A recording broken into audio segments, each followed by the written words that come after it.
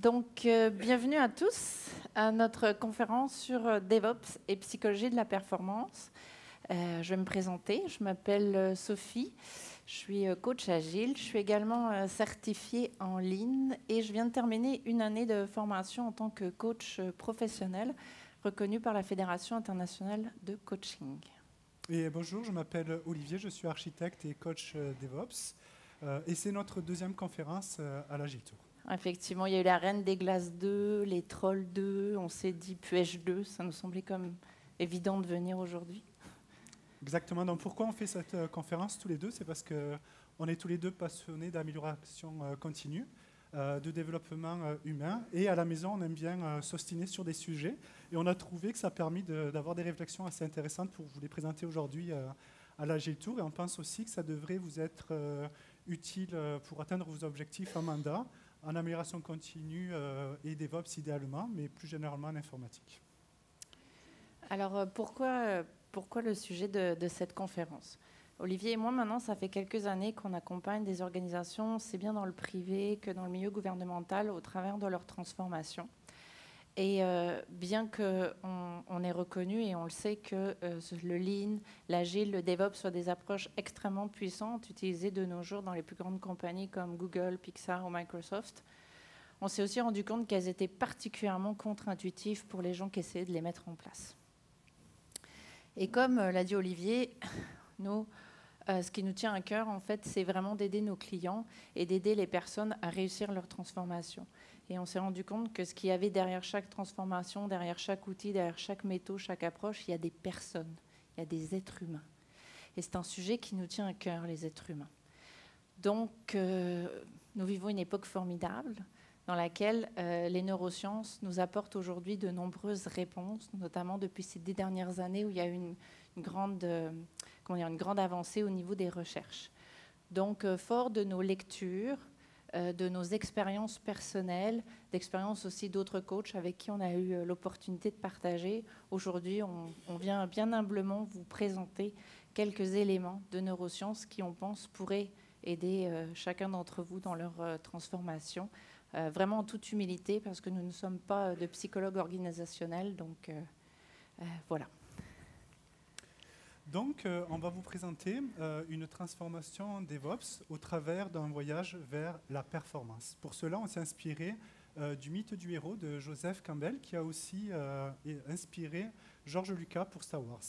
Donc, tout commence par un héros ou une héroïne, j'ai regardé la conférence juste avant, qui vit une vie ordinaire dans une organisation ordinaire avec des pratiques ordinaires. Tout est ordinaire. Jusqu'au jour où il assiste à une conférence DevOps. Et là, il vit un appel à l'aventure.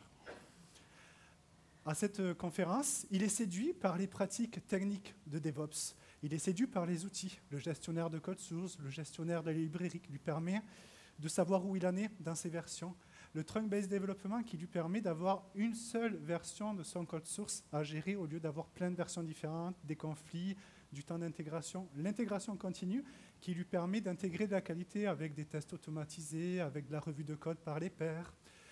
La livraison continue qui lui permet de prendre ces fonctionnalités et de les livrer jusqu'en production sans qu'elles soient activées, avec 2 étapes, évidemment, l'acceptation que les tests ont été faits de manière satisfaisante en acceptation, premier bouton, et la mise en production, mais la fonctionnalité n'est pas activée. Et le Lean Experiment qui permet d'activer de manière stratégique les fonctionnalités pour faire des expériences. Donc, on ouvre un nombre limité d'utilisateurs. Est-ce que ça fonctionne bien? Est-ce qu'on est en confiance? On peut même faire des tests. Certains utilisateurs ont des fonctionnalités, d'autres. Et on collecte des métriques et on apprend. Notre héros aussi dans cette conférence découvre qu'au-delà des outils, DevOps c'est aussi une culture. DevOps prône principalement 3 axes d'amélioration. Le premier étant basé sur l'optimisation des flux, avec pour idéal de tendre que les efforts de tous et chacun soient alignés vers un objectif commun, vers l'intérêt général.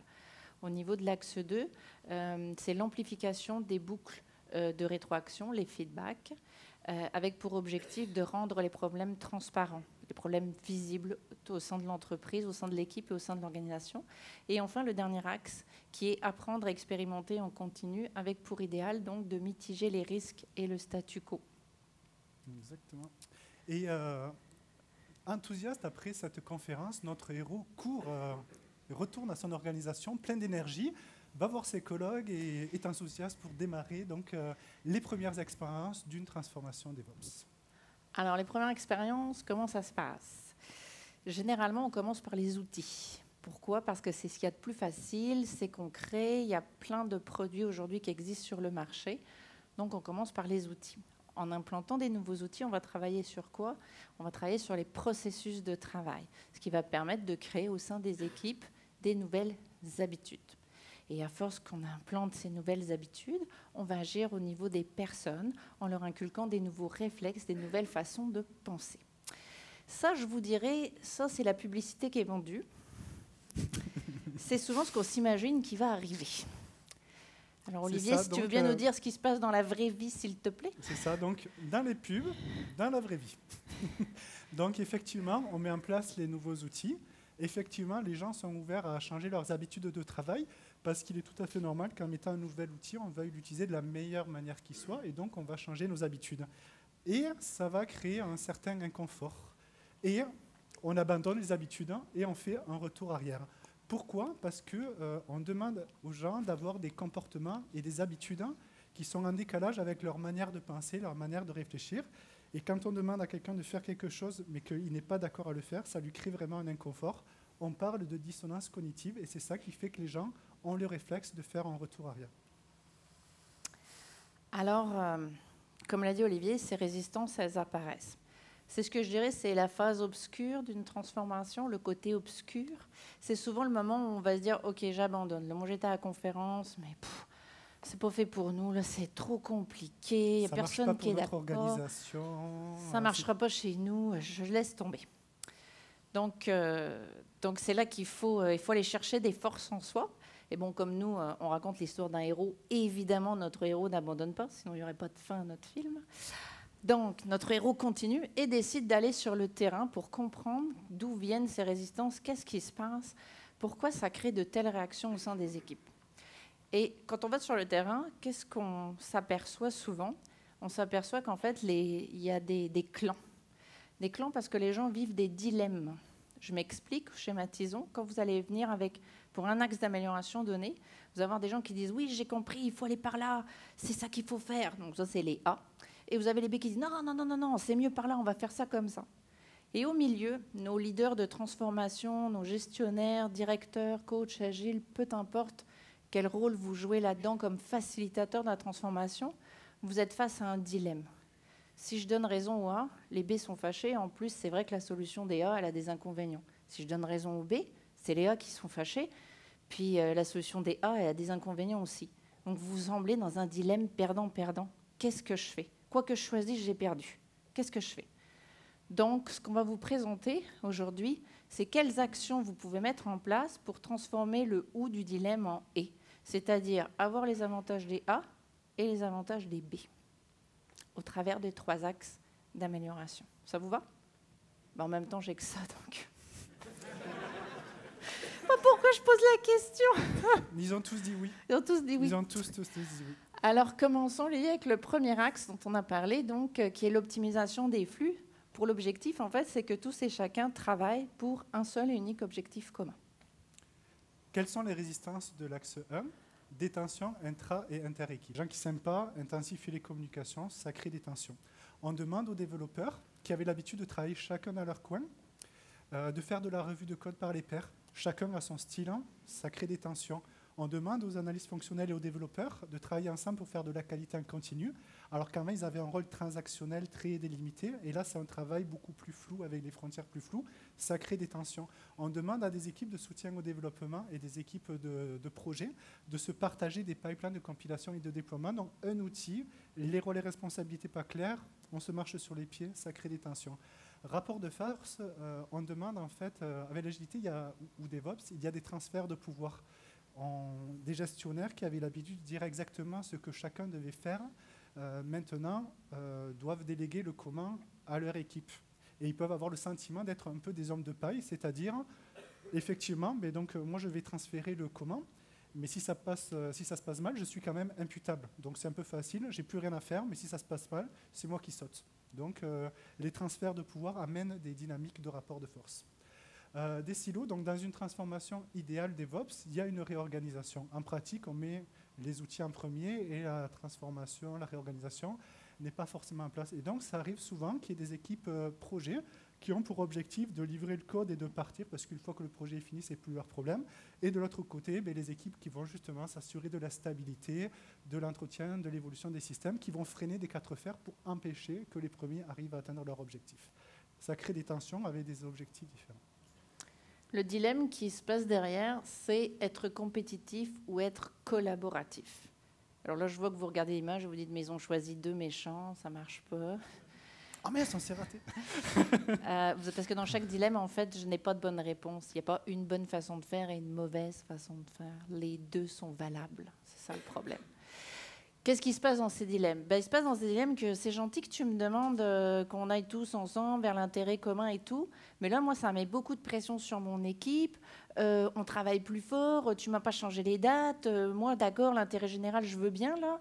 Mais mon équipe aussi, je dois les préserver. Je veux que les gens ils se sentent bien chez moi.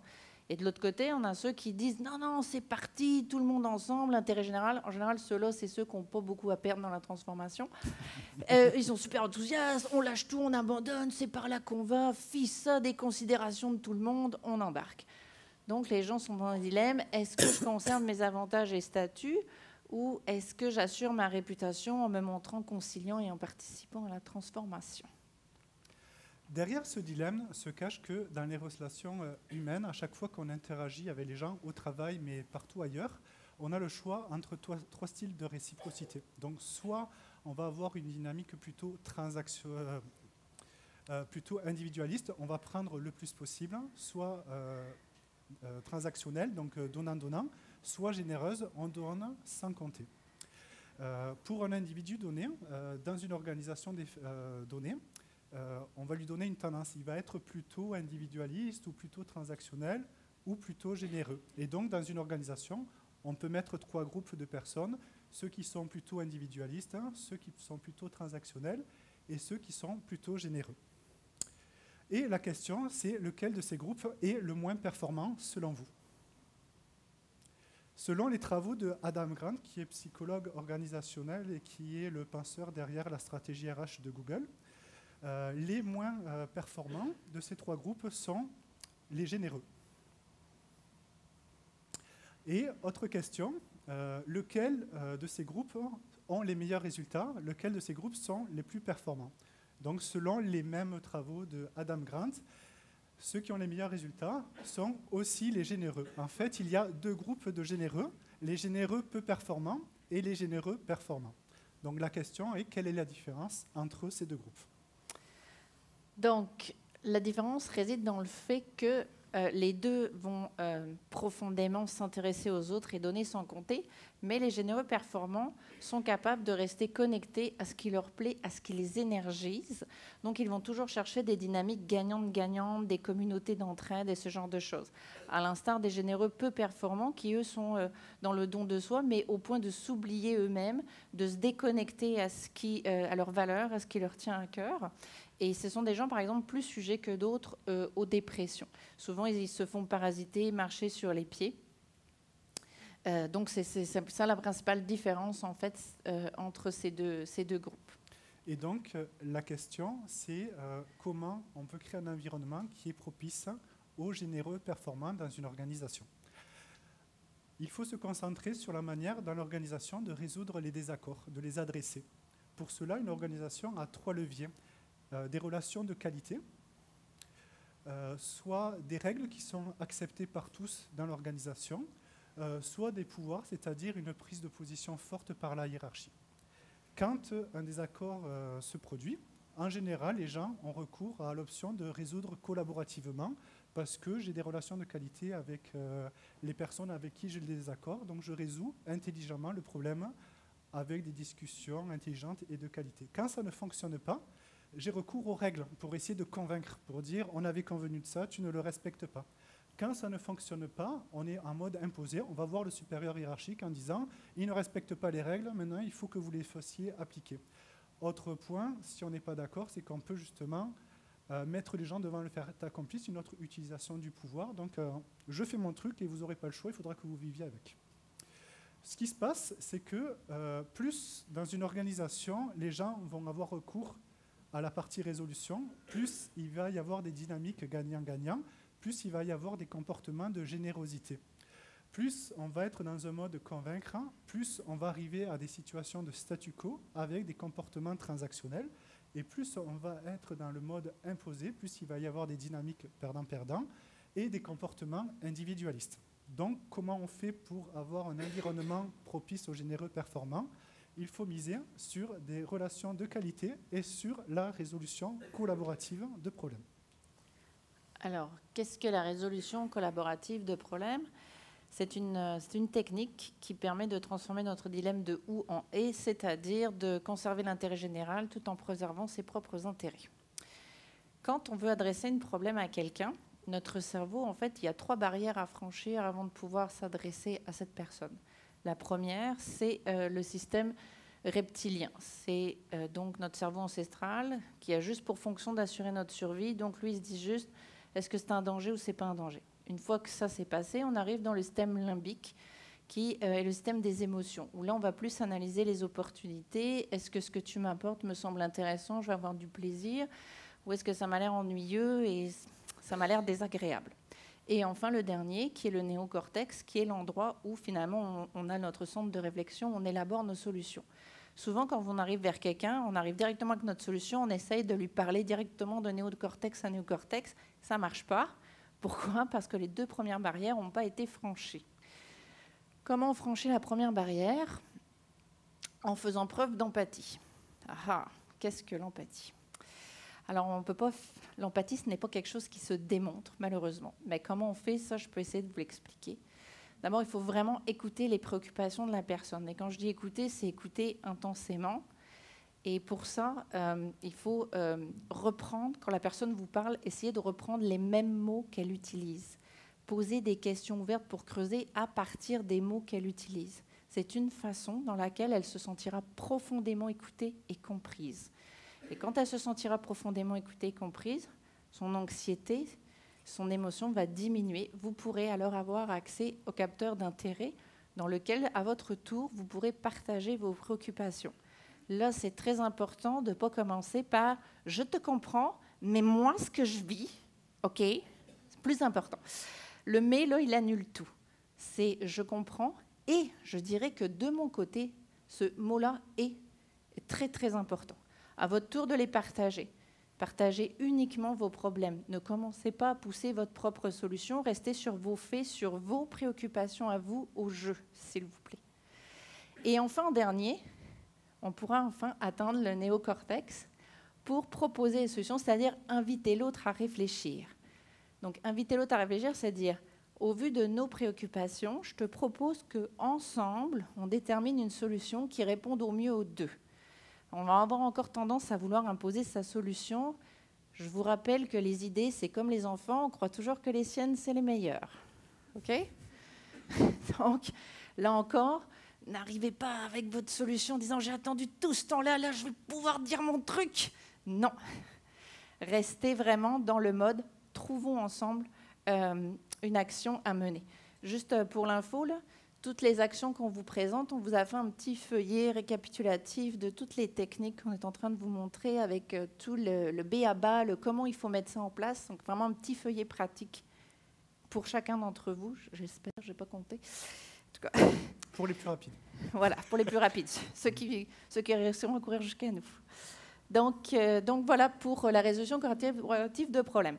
Dit comme ça, là, vous me dites, bah oui, c'est vachement évident, il parle, je l'écoute, ensuite je parle, il m'écoute, ensuite on trouve une solution. Alors vraiment simple comme technique, là.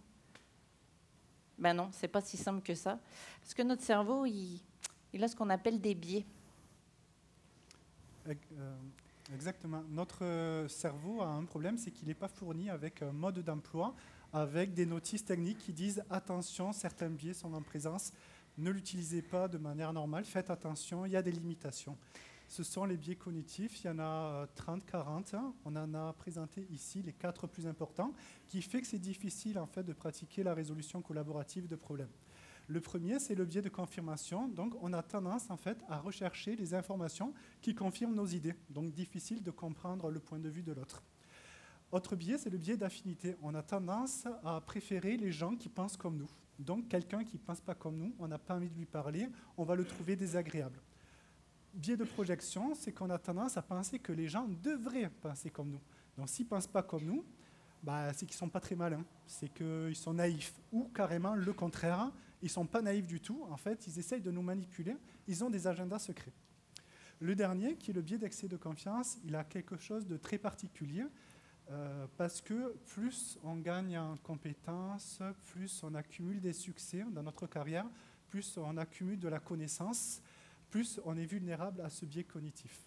Olivier, il en souffre beaucoup. Ouais, c'est ça, je suis en thérapie, là, j'apprends. Il est en thérapie. Donc, par exemple, en fait, en accumulant des succès, on accumule des superstitions. On se dit, j'ai réussi grâce à tel comportement, alors qu'on a réussi malgré ce comportement, et parce qu'on a d'autres qualités, on a quand même réussi. Mais nous, on a associé ce comportement à notre succès, on s'est créé des superstitions.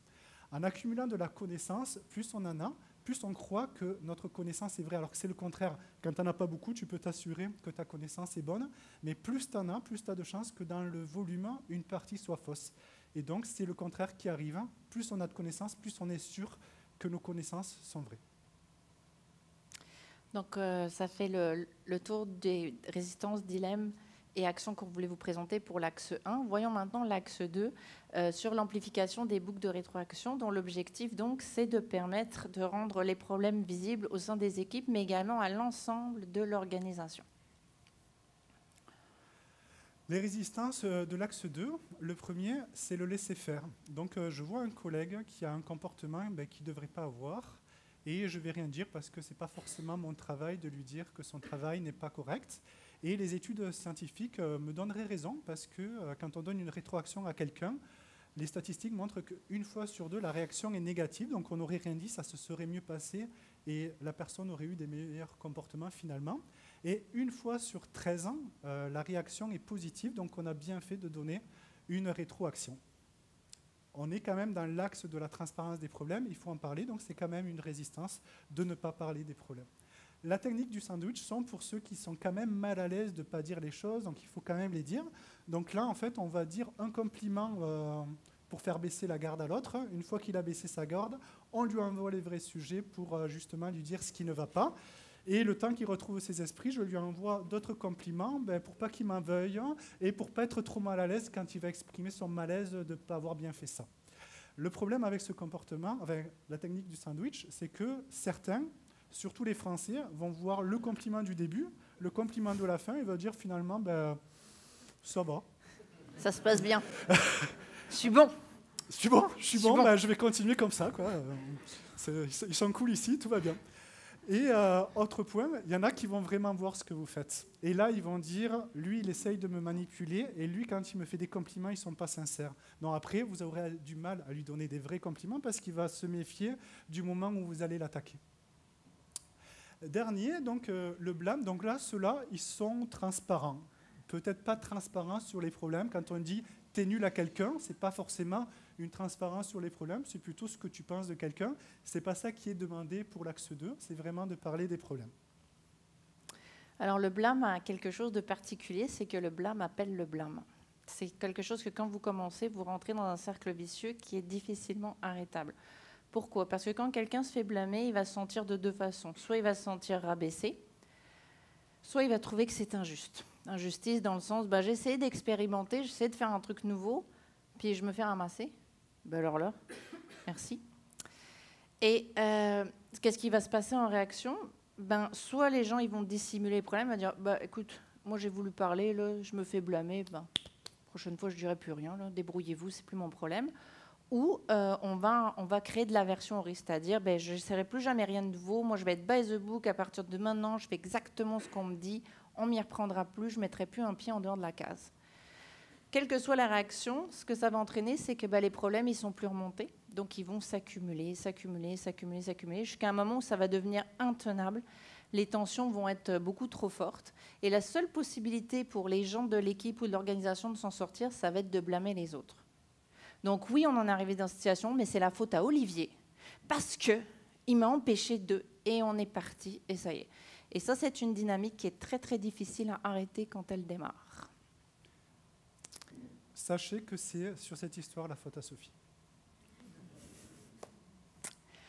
Donc on en vient finalement par travers de ces résidences à notre deuxième dilemme. Lorsque on demande aux gens d'amplifier les boucles de rétroaction, on a deux clans. Il y a ceux qui veulent privilégier absolument le bien-être.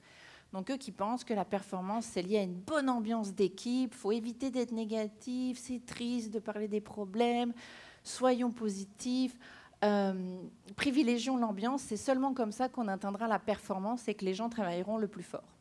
De l'autre côté, on a l'autre groupe qui disent non, pas du tout. C'est quand on ne tolère aucune erreur, c'est quand on met la barre la plus haut possible, c'est quand les gens ils se sentent challengés, motivés, quand ils se dépassent, qu'on obtient les meilleurs résultats. Donc, à votre avis, est-ce que le bien-être ou les résultats, lequel est le mieux pour obtenir la performance ? Des recherches sur ce sujet très étonnantes ont été faites en 1990 par un groupe de chercheurs, un peu par hasard. Ça a été une opportunité.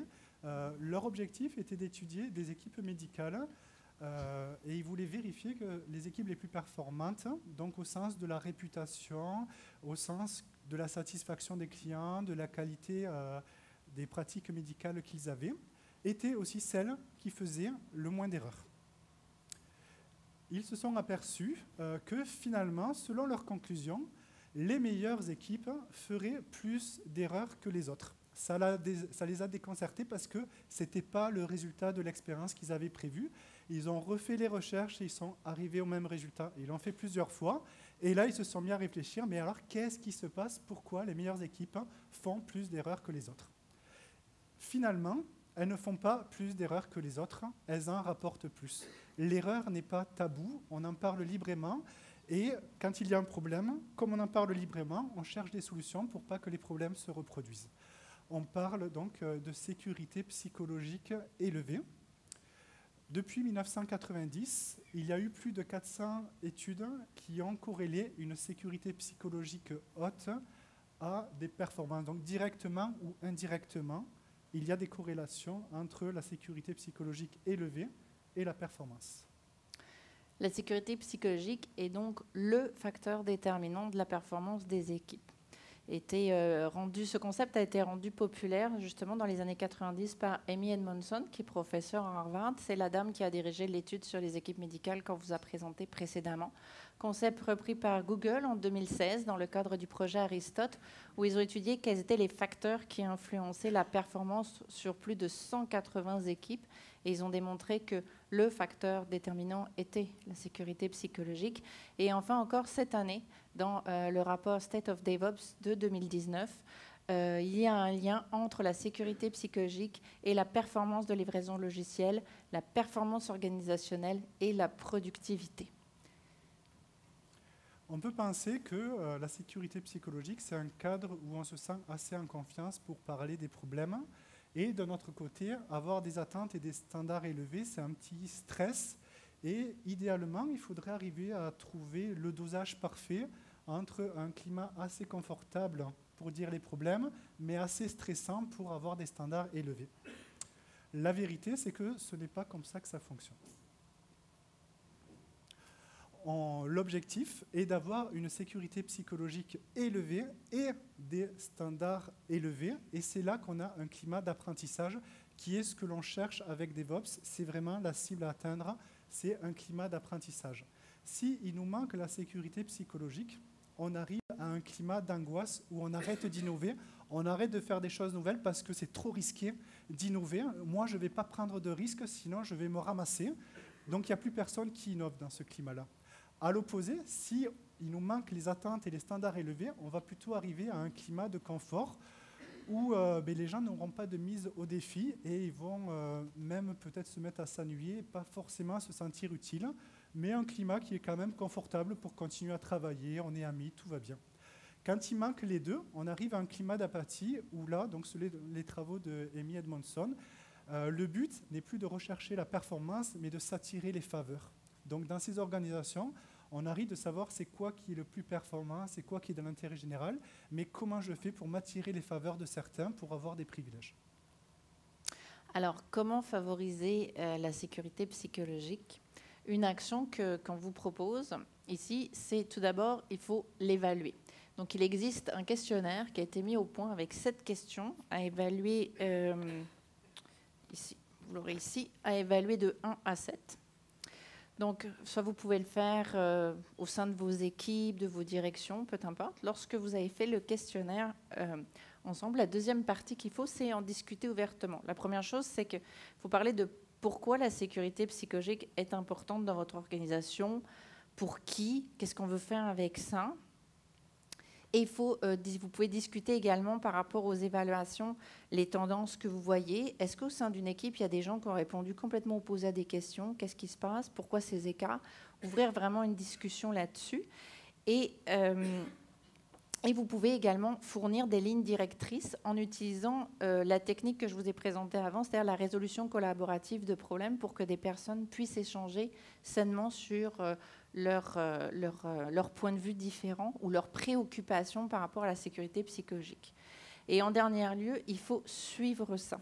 Suivre, c'est-à-dire aller régulièrement sur le terrain pour poser des questions, pour féliciter et complimenter les gens, pour leur dire que échouer, c'est correct, parce que ça fait partie de l'apprentissage. On essaye de déstigmatiser l'échec. Puis également, il faut protéger les cérémonies. Dans le cadre des VOPS, il est très important qu'il y ait lieu régulièrement des post-mortem sans blâme, parce que c'est au travers de ce genre de cérémonie que la sécurité psychologique des équipes peuvent se construire. Pour les coachs agiles de la salle, ce sont bien sûr les rétrospectives, vous l'aurez deviné, et l'élément phare de la sécurité psychologique. On en arrive à l'axe 3, donc de mitiger les risques et les effets de statu quo. Donc, quelles sont les résistances? D'un côté, on a les « monsieur, je sais tout ». Ce n'est pas la peine d'expérimenter. Je l'ai fait dans un autre mandat ailleurs. Faites-moi confiance, ça va marcher. Oui, c'est une grosse patente, mais tout va aller bien, ne vous inquiétez pas. On n'a pas besoin d'expérimenter, faites-moi confiance, c'est vraiment leur leitmotiv. C'est les architectes qui disent ça souvent. Ils sont pas mal amis avec les monsieur, tout va bien. Donc, une fois que l'expérimentation a commencé, tout va toujours bien. Donc, on fait des expériences et on a toujours des succès, jamais d'échecs.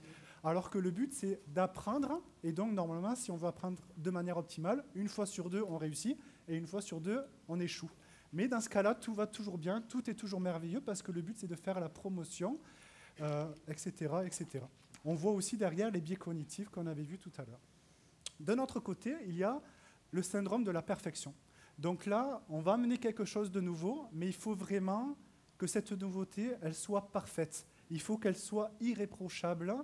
Et on veut vraiment prendre les meilleurs. Donc si les gens qui vont commencer, ils font des erreurs, ils ne sont pas si bons que ça, donc on ne les veut pas. Donc on va faire la chose parfaite, l'erreur n'est pas autorisée, et on arrive à des situations de procrastination, donc il se passe des années, et il n'y a rien qui avance, on a toujours les mêmes pratiques, et il n'y a rien qui s'améliore, il n'y a rien qui évolue. Ça vous rappelle quelque chose, je suis sûre.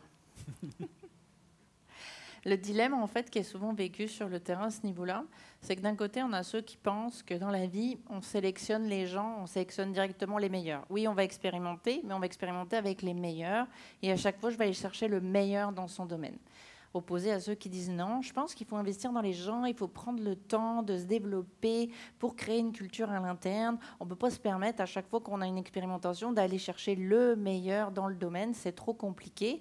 Oui, mais si tu veux développer les gens, ça prend du temps et moi j'ai des dates à respecter et on n'aura jamais le temps. Donc ça vous rappelle des choses? C'est un petit peu le dilemme souvent qui est vécu au niveau du terrain. Est-ce qu'on sélectionne les gens ou est-ce qu'on les développe? Derrière cette question, un chercheur de Stanford, Carol Dweck, s'est concentré sur une question très précise. Est-ce que nos capacités cognitives sont-elles fixes ou est-ce qu'elles peuvent se développer?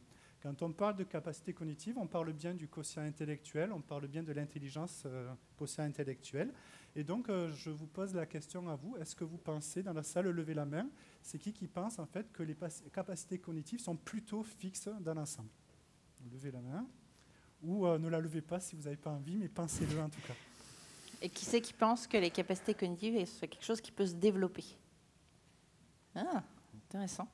Donc il y a un échantillon très particulier de la population ici. Oui, ça ne répond pas du tout à l'étude. Voilà, donc on n'est pas représentatif. Donc selon Carole Je vais écrire Dweck, un article Québec est bizarre. selon les études donc, de Carole Dweck, la moitié de la population pense que les capacités cognitives sont plutôt fixes et l'autre moitié pense que les capacités cognitives peuvent plutôt se développer. Et ce qui est intéressant dans ces travaux, c'est qu'elle ne s'est pas concentrée pour savoir c'est qui a raison, c'est qui a tort, mais c'est quoi l'impact de cette croyance par rapport au succès des gens. Et ce qui arrive, c'est que quand on pense qu'on a dans le monde, les capacités cognitives sont fixes, on voit le monde autour de nous à travers ces lunettes et on voit plein de preuves que les capacités cognitives sont vraiment fixes, que ce n'est pas la peine d'investir dans les gens et donc il faut les sélectionner parce qu'il y a vraiment les bons et les mauvais. Et on a plein de comportements mais qui favorisent que vraiment les gens ne vont pas se développer et vont vraiment avoir des capacités fixes. Mais ce n'est pas ici à Québec, en tout cas. Mais pas au Québec. Et donc, d'un autre côté, si on est convaincu que les gens peuvent se développer et que les capacités sont dynamiques, peuvent évoluer, on va voir le monde autour de nous de cette manière-là, on va avoir des comportements qui vont le favoriser et on va être convaincu que c'est la bonne manière de faire. Donc Carole Dweck a une phrase que j'aime bien, c'est qu'elle dit que les meilleurs d'entre nous, on a tendance à penser qu'ils sont nés avec quelque chose de spécial et on n'a pas tendance à penser finalement que ce sont des gens ordinaires qui, à force de leurs efforts, sont devenus extraordinaires. Alors, le fait d'avoir l'esprit fixe ou l'esprit de développement, comme on dit, ça vient du fait que notre cerveau, lui, il est capable de fonctionner selon deux modes. Le mode saisir les opportunités et le mode éviter les menaces. Plus notre cerveau est dans le mode saisir les opportunités, plus je vais avoir tendance à voir le monde au travers d'un état d'esprit de développement. Plus je vais être dans le mode éviter la menace, plus je vais avoir tendance à voir les choses dans un état d'esprit fixe. Alors ça a l'air facile comme ça, mais malheureusement en plus, le mode éviter la menace est le mode de survie de nous, espèces humaines, donc c'est le mode le plus facile dans lequel on peut basculer. Dans ce mode éviter la menace, qu'est-ce qu'on retrouve? On retrouve la paralysie, la peur, principalement la peur d'agir, le repli sur soi. En général, quand on se sent menacé, on cherche à se protéger soi-même et on a peur souvent de s'exposer, d'aller de l'avant. Donc ce mode-là, c'est dès qu'une peur se présente, hop, notre cerveau bascule dans le mode éviter la menace. À l'inverse, quand on est dans le mode saisir les opportunités, notre cerveau est plutôt dans un état de stimulation. D'ailleurs, on libère un neurotransmetteur qui s'appelle la dopamine, qui a pour effet donc de nous aider à être plus stimulés, à avoir une meilleure clarté, à affiner notre perception des choses. On aura tendance à rechercher la compagnie des autres, à s'associer aux autres pour travailler, et on aura le goût du risque, on aura le goût d'essayer quelque chose, on se sentira fort, on se sentira capable d'aller dans l'action. Et la question, donc, c'est comment favoriser dans une organisation des gens à adopter l'état d'esprit de développement. Pour cela, David Rock a mis en place un modèle qui s'appelle, qui est le principal acteur de la transformation organisationnelle chez Microsoft, consultant, qui a mis en place un modèle SCARF pour statut, certitude, autonomie, relations et francs-jeux, pour stimuler les gens par rapport à leur statut, qui est le sentiment de pouvoir gagner en importance. Ils sont stimulés quand ils battent leur propre record. Ils sont stimulés quand ils reçoivent des compliments sincères de leur travail. Ils sont stimulés quand ils voient l'impact de leur contribution, quand ils voient les clients satisfaits, par exemple. La certitude, c'est l'aisance à prédire ce qu'il va se passer. Ils vont être stimulés lorsque les rôles et responsabilités, les attentes vont être claires. Tu vas faire ça, et donc tout est clair sur qu'est-ce qu'on attend de toi. Ils vont aussi être stimulés aussi si leurs coéquipiers sont fiables. Donc que chacun peut compter sur les autres, ils vont avoir un sentiment de certitude. L'autonomie, c'est la sensation d'être en contrôle. Donc là, ils vont être stimulés quand on va les laisser s'organiser comme ils en ont envie. On peut aller même plus loin, on peut les impliquer dans la vision du produit. Donc quelle est la vision produit, quelle est la stratégie? Ça va encore plus les stimuler au niveau de l'autonomie. Relation, qui est le sentiment d'être protégé et lié aux autres. Ils vont être stimulés dans ce cas-là, idéalement avec tout ce qui est programme de mentorat et de coaching. Donc je suis en difficulté, mais je peux compter sur quelqu'un qui va m'accompagner, je vais pouvoir parler des problèmes et il va pouvoir me donner un petit peu les solutions que lui a mis à place au travers de sa carrière. Ça va me dynamiser au niveau de la partie relation. On peut aussi être stimulé dans les communautés de passionnés. L'Agile Tour est une occasion de se réunir entre passionnés. C'est stimulant au niveau des relations de voir qu'on pense tous que l'agilité peut amener quelque chose. On agit aujourd'hui au niveau des relations. Avoir des amis au travail, ça agit aussi au niveau des relations. Perception d'honnêteté et franchise, donc le franc-jeu, c'est dynamisé là lorsque dans l'organisation, la transparence est pratiquée au niveau des gestionnaires et au niveau de l'ensemble de l'organisation. Ça crée un sentiment d'honnêteté, de franchise. C'est aussi stimulé lorsque, de manière spontanée, un collègue vient nous aider. On n'avait pas prévu, lui, ce n'est pas du tout dans ses objectifs. De manière spontanée, il fait un acte de générosité. Ça va me stimuler au niveau du franc-jeu qu'ici, il y a vraiment un environnement sain de travail. Toutes les choses qu'a dit Olivier, c'est vraiment des actions qu'on peut mettre en place et qui vont donc favoriser le mode saisir les opportunités, donc permettre aux gens petit à petit d'avoir un esprit plus d'état de développement. Dès qu'une peur se présente, à l'inverse, on passe dans le mode éviter la menace, c'est terminé. Peur de perdre en influence, la peur de faire des erreurs, de ne pas être en contrôle, de ne pas savoir sur qui on peut compter, de se sentir seul, de se faire trahir. Toutes ces peurs-là, par contre, sont néfastes et auront tendance à plus pousser la personne dans un état d'esprit fixe. Donc ici, comme action, ce qu'on vous propose, ce n'est pas de sélectionner les meilleurs ou de développer les personnes, c'est de sélectionner les personnes qui ont la capacité de se développer. Comment on fait ça ? La première chose, c'est qu'il existe un questionnaire qu'on va vous donner, toujours dans notre petit feuillet, qui va vous permettre de savoir si naturellement vous avez plus une tendance à l'état d'esprit fixe ou l'état d'esprit de développement. Donc pas de panique si vous découvrez que vous avez plus un état d'esprit fixe. C'est pas quelque chose de fixe. Ça passait mieux au répète. Enfin bon, bref, c'est pas grave. Donc c'est pas quelque chose de grave. C'est juste de savoir, maintenant que vous le savez comment ça marche, vous allez pouvoir agir dessus tout simplement. Puis mieux comprendre pourquoi vous êtes dans cet état d'esprit et c'est quoi les peurs que vous avez derrière. Lorsque vous avez l'auto-évaluation est une action. La deuxième, ça peut être aussi d'évaluer les autres. Là, on vous propose des questions que vous pouvez utiliser avec vos équipes, mais également, par exemple, dans un entretien d'embauche ou un entretien annuel avec les employés pour essayer d'amener d'autres types de discussions à un autre niveau. Et enfin, la dernière, c'est stimuler, là encore, des exercices de questions que vous pouvez réaliser également à d'autres moments avec vos équipes, vos organisations, vos employés individuellement pour justement stimuler leur mode saisir les opportunités, leur permettre d'être plus souvent dans un état d'esprit de développement. Ce que l'on veut que vous reteniez de cette présentation, c'est que oui, avec DevOps, on met en place des nouveaux outils qui permettent de mettre des nouvelles habitudes en place. Et oui, il va y avoir des résistances. Et les résistances sont normales. Toutes les organisations qui font des transformations ont des résistances. Si vous n'en avez pas, inquiétez-vous, c'est que vous ne les voyez pas.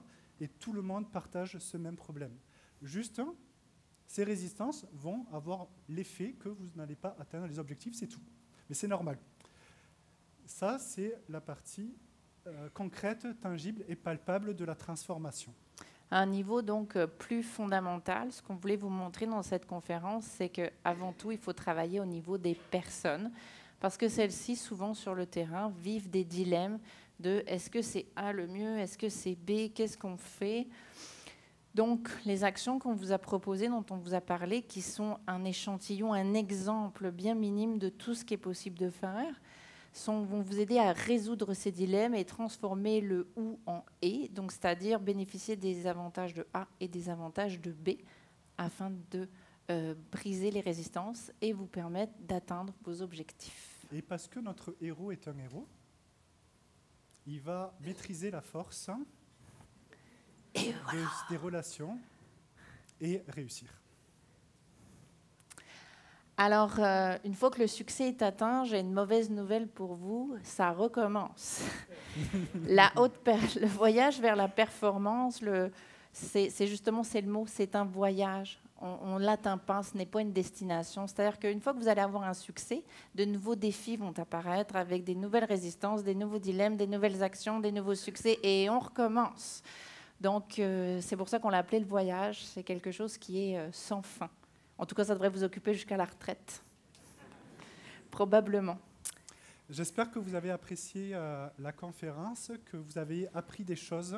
Les études scientifiques montrent que si vous les avez appréciées, il y a beaucoup de chances qu'en revenant au travail, elles ne vous servent à rien.